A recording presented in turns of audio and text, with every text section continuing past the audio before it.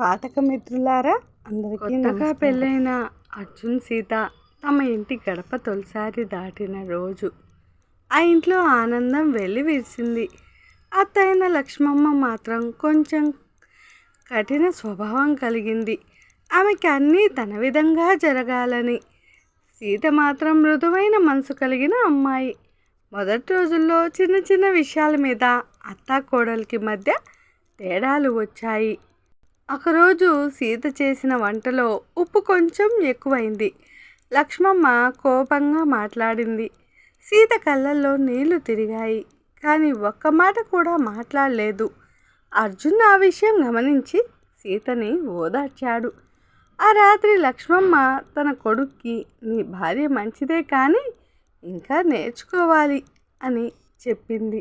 మరుసటి రోజు సీత ఎంతో ప్రేమతో లక్ష్మమ్మకి ఇష్టమైన పాయసం చేసింది.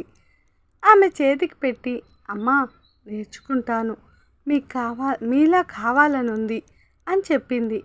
ఆ మాటలు విన్న లక్ష్మమ్మ గుండె కరిగిపోయింది. ఆమె సీత తల నిమిరి, నువ్వు ఇప్పటికే మా ఇంటి అమ్మాయి అయిపోయావు అంది. ఆ రోజు నుంచి ఆ ఇంట్లో మాటలు కాదు, ప్రేమ ఎక్కువైంది. చిన్న చిన్న తేడాలు ప్రేమతో కరిగిపోయాయి.